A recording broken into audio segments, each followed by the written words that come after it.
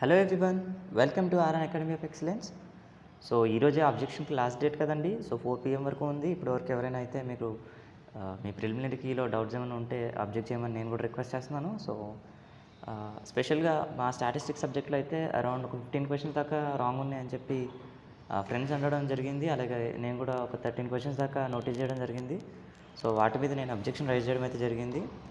So అట్లానే ఈ వీడియోలో వచ్చేసి ఓన్లీ అబ్జెక్షన్ గురించే కాకుండా సో ఫైనల్ రిజల్ట్ ఎప్పుడు రావచ్చు, అదేవిధంగా వెబ్ ఆప్షన్స్ ప్రొసీజర్ ఎలా ఉంటుంది, అదేవిధంగా మన ఛానల్కి కెమిస్ట్రీ వాళ్ళు కూడా ఎక్కువ రావడం జరుగుతుంది. సో అందుకని చెప్పి కెమిస్ట్రీ వాళ్ళ కాలేజ్ లిస్ట్ కూడా నేను సెర్చ్ చేయడం జరిగింది. సో దొరికింది. సో కెమిస్ట్రీ వాళ్ళకు కూడా ఏ కాలేజ్ కెమిస్ట్రీ ఆఫర్ చేస్తున్నాయో చెప్పే ప్రయత్నం కూడా చేస్తా. అదేవిధంగా ఇంతకుముందు స్టాట్స్ గురించి కూడా స్టాట్స్ కోర్స్ కూడా ఏ కాలేజ్ ఆఫర్ చేస్తున్నాయో చెప్పడం జరిగింది. కాకపోతే కొంతమంది న్యూస్ సబ్స్క్రైబర్స్ వచ్చారు కాబట్టి వాళ్ళ కోసం మళ్ళీ ఒకసారి స్టాటిస్టిక్ కోర్స్ ఏ కాలేజ్ ఆఫర్ చేస్తున్నాయో చూపించే ప్రయత్నం చేస్తా. సో అదేవిధంగా ఈ వీడియోలో నేను అబ్జెక్ట్ చేసిన పేపర్ని క్లియర్గా మీకు చూపిస్తా, ఏ క్వశ్చన్స్ రాంగ్ ఉన్నాయి. సో మీకు ఏమన్నా సిమిలారిటీస్ ఉంటే మీరు కూడా అబ్జెక్షన్ రైజ్ చేయండి. So let's not wait, let's get into the topic. So ఇది వచ్చేసి నేను రైజ్ చేసిన అబ్జెక్షన్ పేపర్ అండి. సో ఈ విధంగా అయితే నేను హాల్ టికెట్ నెంబర్ ఇచ్చడం జరిగింది. అదేవిధంగా నా నేమ్, సబ్జెక్ట్ కోడ్ వచ్చేసి 70 కదా, నేమ్ వచ్చేసి MSc statistics. So exam date 4th December అయింది కదా, సో ఆ డేట్ కూడా ఇచ్చడం జరిగింది. సో ఒకసారి క్వశ్చన్స్ చూసినట్లయితే సో నేను సీరియల్ నెంబర్ ఇచ్చేసా, అదేవిధంగా క్వశ్చన్ ఐడి మాస్టర్ కాపీలో ఉన్న క్వశ్చన్ ఐడి అండి.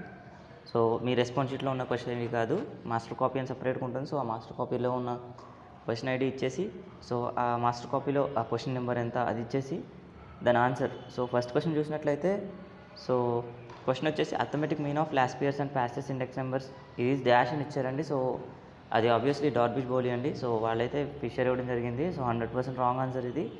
సో నేను వాళ్ళు ఇచ్చిన ఆన్సర్, అదేవిధంగా రైట్ హ్యాండ్ సైడ్ నేను సజెస్ట్ చేస్తున్న ఆన్సర్. సో దానికోసం చిన్న జస్టిఫికేషన్, సో రిఫరెన్స్ కూడా ఇవ్వడం జరిగిందండి. సోర్స్ ఎక్కడి నుంచి చెప్పాను, so programme statistics by B L Agarwal with page నెంబర్స్తో సహా ఇవ్వడం జరిగింది. నెక్స్ట్ అట్లానే సెకండ్ క్వశ్చన్ చూసినట్లయితే మీరు సర్క్యులర్ టెస్ట్ ఏ ఇండెక్స్ నెంబర్ సాటిస్ఫై చేస్తుందని అడిగారండి. సో యాక్చువల్గా కెల్లీ అండి. సో కెల్లీ ఇచ్చిన ఆప్షన్స్లో లేదు, వాళ్ళైతే ఫిషర్ అని ఇచ్చారు. సో ఫిషర్ సాటిస్ఫై చేయదండి సర్క్యులర్ టెస్ట్, ఓన్లీ 4 టెస్ట్ని సాటిస్ఫై చేస్తుంది. సో ఫిషర్ సాటిస్ఫై చేసే మెయిన్ టెస్ట్ వచ్చేసి ఫ్యాక్టర్ రివర్సల్ టెస్ట్ అండి. వేరే ఏ ఇండెక్స్ నెంబర్ దాన్ని సాటిస్ఫై చేయదు, అందుకే దీన్ని ఐడియల్ ఇండెక్స్ నెంబర్ అంటాం. సో కానీ వాళ్ళు ఫిషర్ అనే ఆప్షన్ ఇచ్చారు. సో అది రాంగ్ ఆన్సర్. సో నేను దాన్ని కూడా రేజ్ చేయడం జరిగింది విత్ రిఫరెన్స్తో. నెక్స్ట్ థర్డ్ క్వశ్చన్ చూసినట్లయితే మీరు index number are expressed in terms of అని చెప్పేసి క్వశ్చన్ అడగడం జరిగిందండి. వాళ్ళు ఇచ్చిన ఆన్సర్ వచ్చేసి రేషియోస్ అండి, కానీ యాక్చువల్ ఆన్సర్ వచ్చేసి పర్సంటేజ్ అండి. సో దీనికి నేను NCERT class 11 economics book reference కింద పెట్టడం జరిగింది. సో ఎందుకంటే అఫీషియల్ బుక్స్ దొరకలేదు సరిగ్గా, సో దానికోసమని. సో ఇండెక్స్ నెంబర్స్ అనేవి రేషియోసే అండి, కానీ they are expressed in terms of percentages అండి. సో వాళ్ళు అక్కడ మిస్టేక్ చేయడం జరిగింది. నెక్స్ట్ చూసినట్లయితే which non parametric test is used for location measure అన్నారండి. సో వాళ్ళు వచ్చేసి మీడియన్ టెస్ట్ అన్నారు. సెంట్రల్ టెండెన్సీ మెజర్స్ ఆఫ్ డిస్పర్షన్స్లో కానీ సెంట్రల్ టెండెన్సీలో కానీ టూల్స్ ఉంటాయి కదండి, మీడియన్, మీన్, మోడ్, ఇవి. వాటిలో లొకేషన్కి యూజ్ చేసే టూల్ ఏదంటే మీడియన్ అని చెప్పవచ్చు. కానీ టెస్ట్ ఎన్పీ టెస్ట్కి వచ్చేసరికి లొకేషన్ మెజర్స్ కోసం వాడే టెస్ట్ ఏదంటే అది మ్యాన్ విట్నీ యూ టెస్ట్ అండి. సో క్లియర్గా ఫండమెంటల్స్ ఆఫ్ మ్యాథమెటికల్ స్టాటిస్టిక్స్లో కూడా ఇవ్వడం జరిగింది. సో నేను అది రిఫరెన్స్ ఇచ్చి రైజ్ చేయడం జరిగింది.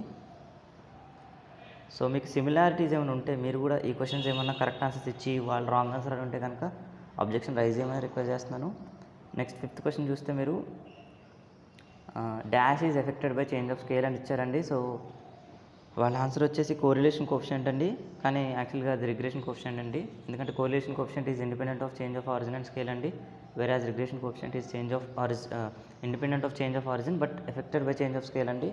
సో దానికి కూడా నేను ఎఫ్ఎంఎస్ అట్లనే బిజినెస్ స్టాటిస్టిక్ బుక్ కూడా ఇవ్వడం జరిగిందండి రిఫరెన్స్ కింద. నెక్స్ట్ అట్లనే ఎక్స్పోనెన్షియల్ డిస్ట్రిబ్యూషన్, సో అది పాజిటివ్లీ స్క్యూడ్ అండ్ లెప్టోకటిక్ అండి. సో వాళ్ళు ప్లాటికటిక్ అని ఇవ్వడం జరిగింది, దానికి కూడా రిఫరెన్స్ ఇచ్చి. అట్లనే క్వశ్చన్ 7 చూస్తే మీరు నార్మల్ డిస్ట్రిబ్యూషన్ క్వశ్చన్, వాళ్ళు ఇచ్చిన క్వశ్చన్ అయితే normal distribution was first stated by అని చెప్పి ఇచ్చారండి. సో ఫస్ట్ అన్న వర్డ్ మెన్షన్ చేశారు కాబట్టి it was first discovered by De Moivre అండి. సో వాళ్ళైతే గాస్ ఇవ్వడం జరిగింది. సో నార్మల్ డిస్ట్రిబ్యూషన్ మేజర్గా డెవలప్ చేసింది గాసే అండి, అందుకే గాసియన్ డిస్ట్రిబ్యూషన్ అని కూడా అంటాం. కానీ ఫస్ట్ డిస్కవర్ చేసిన మాత్రం డిమోవియర్. వాళ్ళు ఫస్ట్ అన్న వర్డ్ మెన్షన్ చేశారు కాబట్టి మనం డిమోవియర్ ఆన్సర్ అండి. దానికి కూడా నేను ఎఫ్ఎంఎస్ రిఫరెన్స్ ఇవ్వడం జరిగింది. నెక్స్ట్ అట్లానే రెగ్యులర్ వేరియేషన్ చూసినట్లయితే ఇర్రెగ్యులర్ వేరియేషన్స్ అంటేనే అవి అప్పుడప్పుడు వచ్చేవండి, లైక్ ఫ్లడ్స్ కానీ ఇంకా కొన్ని ఉంటాయి కదా, సో ఎప్పుడు వచ్చేవి కాదు ఈ ఫ్లడ్స్ కానీ, సైక్లోన్స్ కానీ, ఈ కోవిడ్ సిచ్యువేషన్ కానీ. సో వీటిని ఇర్రెగ్యులర్ వేరియేషన్స్ అంటాం. సో వాటిని ర్యాండమ్ వేరియేషన్స్ అని కూడా అనొచ్చు. కానీ వీళ్ళు ఇవ్వడం ఆన్సర్ అయితే చేంజెస్ ఇన్ ఎకానమీ అన్నారండి. సో ఎకానమీతోనే సంబంధం ఉందని లేదు, సో నేను దాన్ని కూడా రేజ్ చేయడం జరిగింది. నెక్స్ట్ శాంపుల్స్ 9th క్వశ్చన్ చూసినట్లయితే ఇంగ్లీష్లో వచ్చేసి శాంపుల్ సైజ్ క్యాపిటల్ N = 100 ఇచ్చారండి. తెలుగులో వచ్చేసరికి క్యాపిటల్ N = 200 ఇచ్చారండి. సో ఈ క్వశ్చన్కి మీరు ఏదో ఒక ఆన్సర్ అయితే పెట్టుకుంటే పక్క అందరికీ మార్క్స్ అయితే వస్తుందండి. నెక్స్ట్ అట్లనే 10th క్వశ్చన్ కూడా చూస్తే మీరు ఇది ప్రాబిలిటీ క్వశ్చన్ అండి. సో ఆన్సర్ అయితే additional theorem of 2 events apply చేస్తే 5/6 రావాలి, కానీ 5/6 ఇచ్చిన ఆప్షన్స్లో లేదు. సో వాళ్ళైతే 1/3 అంటున్నారు. సో అది దానికి సరైన ప్రూఫ్ కూడా లేదు. సో అందుకని చెప్పేసి నేను అడిషనల్ థియరమ్ ప్రకారం 5/6 రావాలి, ఆప్షన్ నాట్ గివెన్ అని చెప్పి ఇచ్చా. సో దీనికి కూడా అందరికీ మార్క్స్ యాడ్ అవుతాయండి. నెక్స్ట్ అట్లా 11th క్వశ్చన్ చూసినట్లయితే which generating function uniquely determines distribution అని చెప్పి ఇవ్వడం జరిగిందండి.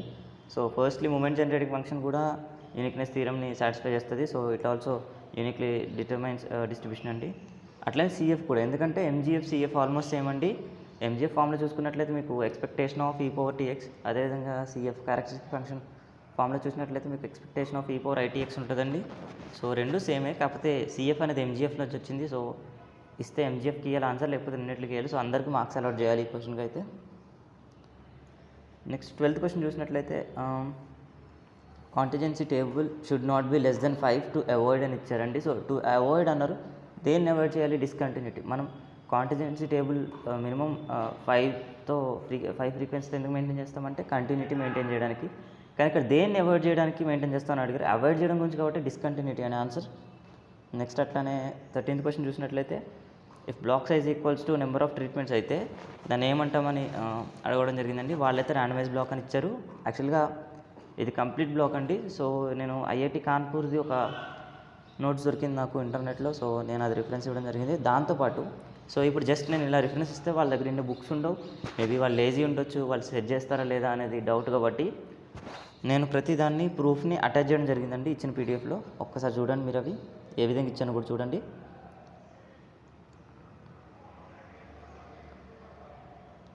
So question number 52 ID. So చూడండి నేను రౌండ్ అప్ చేశాను కదా, సో ఈ విధంగా ప్రూఫ్స్ ఇవ్వడం జరిగింది. నెక్స్ట్ అట్లా చూడండి question number 34, question number 32, question number 97, question number 76, question number 23, 56, 15, 69, 42, 50 ఇవన్నీ అఫిషియల్ బుక్స్ అండి. సో వీటిని అయితే నేను రిఫరెన్స్కి ఇవ్వడం జరిగింది. సో మీరు కూడా ఇలా ఇచ్చేస్తే బెటర్ అండి. సో నేను ఇదైతే డిస్క్రిప్షన్లో పెడతా. సో మీరు స్టాటిస్టిక్స్ స్టూడెంట్స్ అయితే మీకు ఏమన్నా క్వశ్చన్ సిమిలారిటీస్ ఉంటే మీ నేమ్, హాల్ టికెట్ ఎడిట్ చేసుకుని మీరు కూడా ఈమెయిల్కి పంపించండి వాళ్ళకి. సో దాన్ని బట్టి ఎంతమంది ఎక్కువ మంది రైజ్ చేస్తే అంత ప్రిఫరెన్స్ ఇవ్వడం జరుగుతుంది కదండి. నెక్స్ట్ వచ్చేసినట్లయితే నా thumbnailలో చెప్పినట్టే సో వెబ్ ఆప్షన్స్ ఎలా ఉంటాయి అంటే లైక్ ఇప్పుడు రిజల్ట్ రాగానే రిజల్ట్ ఎప్పుడు అని ఇచ్చా కదా. సో రిజల్ట్ ఎప్పుడంటే యాక్చువల్గా ఎవ్రీ ఇయర్ అయితే ప్రిలిమినరీకి వచ్చిన 1 వీక్లో ఈ ఫైనల్ రిజల్ట్ అనేది వచ్చేస్తుంది, మీ స్కోర్ కార్డ్, ర్యాంక్ కార్డ్ అనేది వచ్చేస్తుంది. ఈసారి అయితే మనం చూసుకున్నట్లయితే లాస్ట్ ఎగ్జామ్ ఎప్పుడైందండి 14th అయింది. సో ప్రిలిమినరీకి అన్ని సబ్జెక్ట్స్కి, సో ఎవ్రీ సబ్జెక్ట్కి వచ్చేసింది ఏంటంటే 15th కదండి. సో ఆ రకంగా చూసుకున్నట్లయితే మనకు 22nd కల్లా రావాలి, కానీ కొంచెం ఇన్ అడ్వాన్సే వస్తుందండి, ఎందుకంటే ఆబ్జెక్షన్ అనేది ఈ రోజుతో అయిపోతుంది. సో మేబీ 2 days తీసుకున్నా కూడా ఎవాల్యుయేట్ చేసి ఫైనల్ రిజల్ట్ అయితే ఇచ్చేస్తారండి పక్కాగా. సో మీరు చూసుకున్నట్లయితే నా ఎక్స్పెక్టేషన్స్ ప్రకారం అరౌండ్ 20th కల్లా రిజల్ట్ వచ్చేసే ఛాన్స్ ఉందండి. So let's wait for the result. Next వచ్చేసినట్లయితే రిజల్ట్ వచ్చిన తర్వాత ప్రొసీజర్ ఏంటంటే ఒక 1 or 2 days గ్యాప్ ఇచ్చి సర్టిఫికేట్ వెరిఫికేషన్ కోసం స్లాట్స్ బుక్ చేసుకోమంటారండి. సో ఇంత ఫీజు అని మెన్షన్ చేసి, సో ఆ ఫీజు మనం బుక్ ఇచ్చేసి స్లాట్ బుక్ చేసుకోవాలి. సో దగ్గరలో ఉన్న హెల్ప్ లైన్ సెంటర్స్కి వెళ్ళి సో మనం ఈ సర్టిఫికేట్స్ వెరిఫై చేయించుకోవడమే అండి. సో మీ college last passing out college TC memo, అట్లనే 10th మెమో, అట్లనే ఇంటర్ మెమో, నెక్స్ట్ వచ్చేసి మీకు ఇన్కమ్ సర్టిఫికేట్ ఉంటే ఇన్కమ్ సర్టిఫికేట్, రెన్యూవల్ అండి, ఫ్రెష్ అండి. సో ఇప్పుడు నడుస్తున్నది. అట్లనే క్యాస్ట్ సర్టిఫికేట్ ఉంటే క్యాస్ట్ సర్టిఫికేట్. సో ఇవన్నీ తీసుకుని వెళ్ళి మీరు అట్లనే మీ రిజల్ట్ నెక్స్ట్ అట్లనే మీ సిపిజెట్ హాల్ టికెట్ కూడా మస్ట్ అండి. అప్లికేషన్ ఫామ్ ఇవి తీసుకుని మీరు సర్టిఫికేషన్ వెరిఫికేషన్ చేయించుకున్నట్లయితే సో నెక్స్ట్ మీరు వెబ్ ఆప్షన్స్ పెట్టుకోవచ్చు. సో ఆ 3 days తర్వాత వెబ్ ఆప్షన్స్ ఉంటాయండి. సో వెబ్ ఆప్షన్స్ కూడా ఎలా పెట్టుకోవాలని చెప్పే ప్రయత్నం చేస్తా. దానికన్నా ముందు కెమిస్ట్రీ అండ్ స్టాటిస్టిక్స్ వాళ్ళకి ఏ కాలేజ్ ఆఫర్ చేస్తున్నాయో చెప్పే ప్రయత్నం చేస్తా. దాని తర్వాత ఎవరు ఏ పెట్టుకుంటే బెటరో నేను సజెస్ట్ చేస్తా.